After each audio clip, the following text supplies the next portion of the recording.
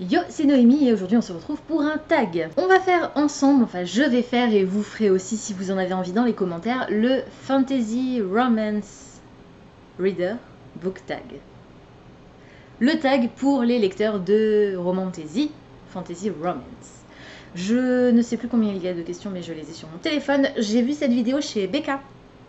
Du coup je vous mettrai le lien vers sa vidéo en barre d'infos, mais je ne crois pas que ce soit elle qui l'ait créée. Elle avait été taguée par quelqu'un d'autre.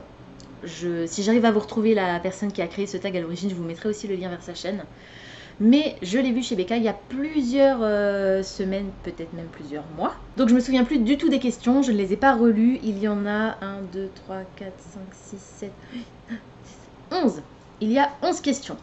J'espère que ça va aller. Je n'ai rien préparé. Je vais essayer dans la mesure du possible de vous citer à chaque fois des auteurs, des séries, des titres différents. Mais je vous promets pas d'y arriver. Parce que même si j'adore la fantasy romance, et ben ça fait seulement quelques années que j'en lis. Donc j'ai peur que mes options soient limitées. On est quand même parti avec la première question. Quel roman t'a introduite à la fantasy romance? Donc pour la première fois, quel est le premier roman de fantasy romance que tu aies lu? Alors, j'aurais tendance à dire ACOTAR, mais j'ai un doute, donc je vais vérifier, tout simplement. Je pense que je vais rester sur le tome 1 d'un palais d'épines et de roses. Ça m'embête de le sortir maintenant parce que j'aurais bien aimé vous le mentionner probablement à d'autres moments dans ce tag. Mais c'est le premier qui m'a introduite au genre, donc on va partir là-dessus. Sachant que avant de lire ACOTAR, j'ai lu d'autres titres de fantasy dans lesquels il y avait de la romance. Je pense notamment à Rosen, qui est pour le coup plus young adulte. Et la romance est en partie au cœur de l'intrigue, puisqu'on est sur cette histoire un petit peu de genre bachelor. Donc on a un peu plus de côté romance, mais c'est pas les sentiments des personnages qui sont au cœur de l'histoire. Dans ACOTAR non plus, on est d'accord, mais ça fait vraiment plus fantasy romance. Question 2. Si tu pouvais choisir une seule fantasy romance, un seul univers de fantasy romance dans lequel vivre pour le reste de ta vie, lequel ce serait? Je pense que je vais dire The Girl Who Fell Beneath the Sea, la fiancée du dieu de la mer, qui a été traduit il y a quelque temps, je ne sais plus par quel éditeur, je vais vous dire ça tout de suite, Lumen.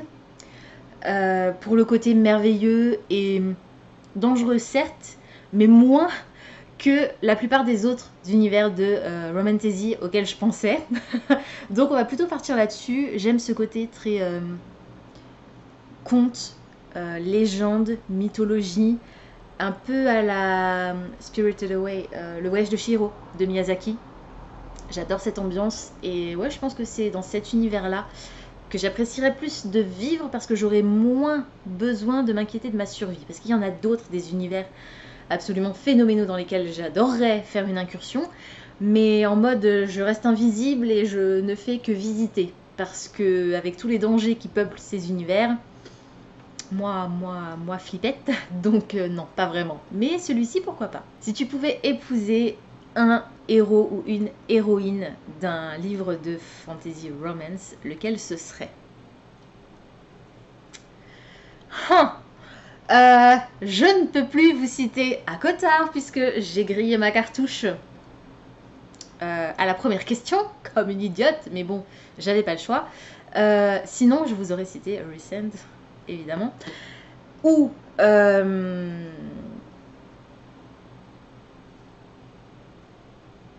j'ai oublié son nom. Un autre personnage, un ou deux autres personnages même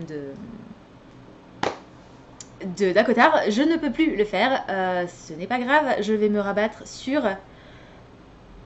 Untatalar. J'espère que je fais pas de conneries en vous donnant son nom maintenant parce que j'en aurai besoin plus tard, tant pis, c'est pas grave. C'est le personnage principal masculin de Crescent City, un ange déchu. Et pourtant, vous savez à quel point j'aime les vampires et j'aurais pu vous citer un vampire, peut-être. Quoique en fantasy romance, je suis pas sûre que j'en ai lu beaucoup ces derniers temps. Tout court, d'ailleurs. J'ai un doute maintenant. C'est plus des fae, anges déchus, du coup, ou seigneur des ténèbres, entre guillemets. Mais vampires, je suis pas sûre que j'en ai lu en fantasy romance. Bref, je pense que ce serait Untatalar, ange déchu, qui est personnage principal de Crescent City, comme je vous l'ai dit, que j'ai très hâte de retrouver dans le tome 2. Je crois que l'autrice a annoncé le tome 3. On a eu le cover reveal du tome 3, mais je ne sais pas quand est-ce qu'il sera traduit. Je ne sais même pas quand est-ce qu'il va sortir tout court. Peut-être 2024, voire 2025. On verra. En tout cas, c'est mon choix pour cette question. Si tu pouvais être n'importe quelle créature fantastique, qu'est-ce que tu serais? Guys. Évidemment, je serais un vampire. J'ai un gros... en fait, c'est toute mon adolescence et ma vie d'adulte encore maintenant. J'ai une fascination pour les vampires. Et cette fascination m'est arrivée grâce à Twilight, à l'époque, en 2008, je crois, quelque chose comme ça. Et en fait, cette fascination est due à ma peur de la mort. Alors, j'ai pas peur de la mort en tant que telle, j'ai peur de la mort de mes proches qui est inéluctable et qui me fait très peur. Mais voilà, le fait que le vampire soit immortel, et c'est surtout cet aspect de sa personnalité qui me fascine et que j'aime particulièrement. Et au-delà de ça, il y a plein d'autres choses que j'aime dans ce personnage. Mais effectivement, si je pouvais être une créature fantastique, je pense que je serais un vampire. Ou un faille, qui sont en général eux aussi immortels, ou qui vivent très très très très très très vieux. Mais mon amour de toujours va au vampire. Si tu pouvais tuer n'importe quel personnage d'une romantasy, lequel ce serait? Là encore, je ne peux pas vous citer Akota. Sinon, il y en a bien un que j'aurais passé au tamis. Voyons voir. Si je sais, je vais dire Mordred dans l'Ascension de Camelot de Kirsten White. Alors autant il y a des moments où j'ai apprécié ce personnage, particulièrement dans le tome 1, autant à d'autres, en fait, ouais, la dualité, en fait c'est la dualité de ce personnage, et pourtant j'aime les personnages qui ne sont pas manichéens, et lui il ne l'est carrément pas, c'est le stéréotype du personnage qui est non manichéen, mais s'il avait pu disparaître, j'aurais apprécié. Donc, je vais vous dire ouais, ce personnage-là. Quel personnage pourrait être ton meilleur ami ou ta meilleure amie dans la vraie vie?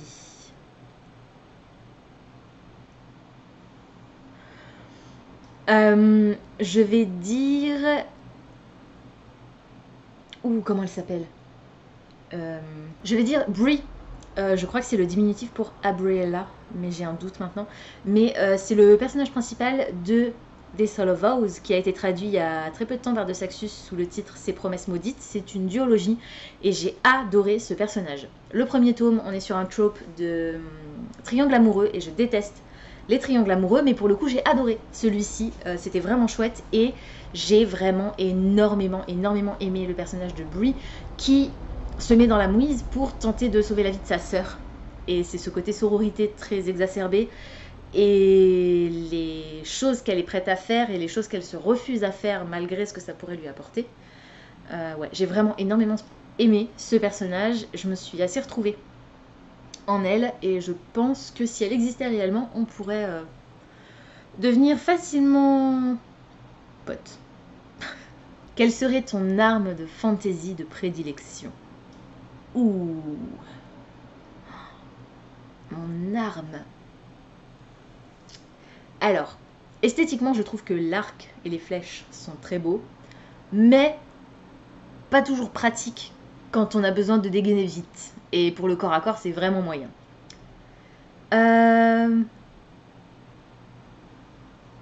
Peut-être une épée ou un sabre ou une dague, je ne sais pas. J'aurais tendance à dire un... j'en ai pas la moindre idée. Mon arme. Je peux pas juste avoir des pouvoirs magiques et claquer des doigts. Ah ouais, ça, ce serait bien. En fait, je serais un vampire doté de pouvoirs magiques qui, en claquant des doigts ou en récitant une incantation... Réciter une incantation, c'est chiant parce qu'il faut se souvenir des mots et tout. Mais en claquant des doigts, rien qu'en formulant l'idée dans ma tête d'un truc et en claquant des doigts, je pourrais le faire apparaître ou faire disparaître telle ou telle personne. Ça m'arrive souvent. Est-ce que ça vous arrive quand vous êtes en voiture, si vous conduisez ou quand vous êtes dans une file d'attente et qu'il y a des gens chiants, voilà. Mais là, je pense particulièrement à la voiture parce que c'est en voiture que ça m'arrive le plus souvent, où je vois des tarés me couper la route ou griller les feux ou machin, et où je me dis, ah, si seulement je pouvais, clac, bim, plus personne. Plus de personnes, plus de voitures, Et les gens qui connaissaient cette personne ou qui faisaient partie de son entourage ne se souviennent pas de lui comme si il ou elle n'avait jamais existé. Pour que personne ne soit blessé, vous voyez. Mais pour que cette personne ne puisse plus jamais conduire et disparaisse dans le néant. C'est extrême comme pensée. C'est violent, mais c'est propre. Et j'avoue que ça me passe très souvent par la tête quand je suis au volant. Bref, je dirais donc que en fait l'arme ce serait moi-même avec des pouvoirs magiques. Je pense que ce serait le plus facile, on va dire, parce que je me vois pas manipuler des armes à feu. Le côté armes blanches, sabre, tout ça, c'est quand même des armes qui sont assez lourdes et pas facilement manipulables. Peut-être une dague, mais il faut vraiment être super proche de l'ennemi. Et je le répète, je suis une flippette. Donc, si je pouvais éviter, ça m'arrangerait. On va dire ça, que j'ai des pouvoirs magiques. C'est bien ça. Surtout que d'après mon personnage du Magical Redaton, je suis un genre de vampire végétarien qui a des pouvoirs magiques, des pouvoirs et qui pratique la nécromancie. Donc, on est cohérent. Désolée si j'ai bougé, j'ai dû me lever et me rasseoir. Qui est le personnage de fantasy romance le plus ou la plus sexy? Ouf. Vous voyez mon dilemme? Non, Noémie, tu ne peux plus citer. On a dit pas plus d'une fois, ça fait déjà 15 fois. Vous voyez de qui je veux parler, évidemment, je suppose. C'est pas grave, à la place, je vais vous citer Wrath de Kingdom of the Wicked, qui a été traduit également chez De Saxus. C'est écrit par Kerry Maniscalco et Wrath est l'un des 7 péchés capitaux. Qui est représenté par un seigneur des ténèbres et qui représente un des 9 cercles de l'enfer, du coup, quelque chose comme ça. Voilà, j'ai adoré ce tome 1, il faut vraiment que je continue cette série, j'ai très hâte. Et en tant que seigneur des ténèbres, évidemment, il est ténébreux, il est mystérieux, il est tout ce que vous voulez, et il est particulièrement sexy. Choisis une romantaisie à brûler.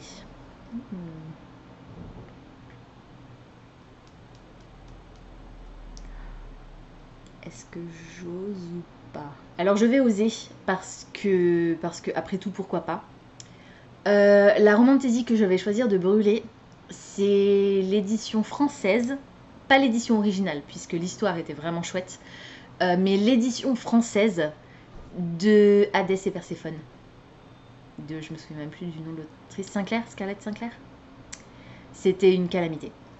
Mais l'histoire était bien, enfin voilà, le problème c'est que je l'ai lu en français et que la traduction, vous le savez, c'est Hugo. C'était à chier. Voilà. Donc je brûlerai l'édition française d'Hugo de Hadès et Perséphone. Dommage. Si tu pouvais choisir un seul roman de fantasy romance qui serait le seul livre que tu lirais pendant toute ta vie, qu'est-ce que ce serait?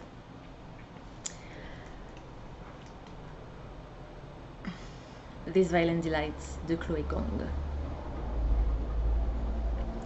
Je pense qu'on est pas mal avec celui-là. Et je vous donne celui-là parce que, évidemment, je ne peux pas vous reciter à Cotard. Sinon, ce serait à Cotard. Mais ouais, These Violent Delights, ces plaisirs violents qui ont été également traduits par De Saxus. Voilà. Donc, je pense que ce serait celui-ci, clairement. Et la dernière question, c'est quelle romantaisie recommanderais-tu à quelqu'un qui souhaite s'essayer au genre? Alors, évidemment, tous les titres que je vous ai cités dans cette vidéo sont des titres que j'ai appréciés, à l'exception d'Hadès et Perséphone en français, et que si vous arrivez à le lire en anglais, je vous conseille de le lire plutôt en anglais. Mais alors, lequel je vous conseillerais plus particulièrement?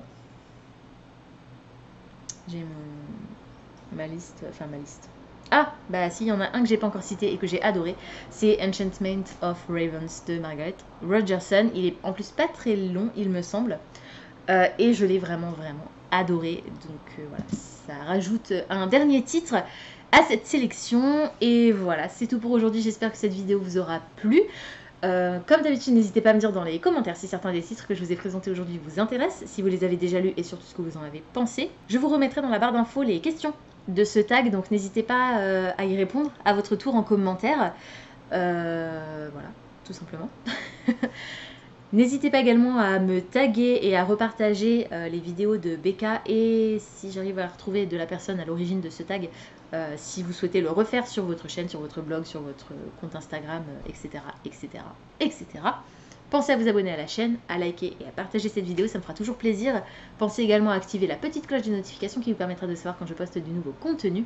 En attendant de vous retrouver, je vous souhaite d'excellentes lectures et je vous dis à très bientôt dans une prochaine vidéo. Ciao!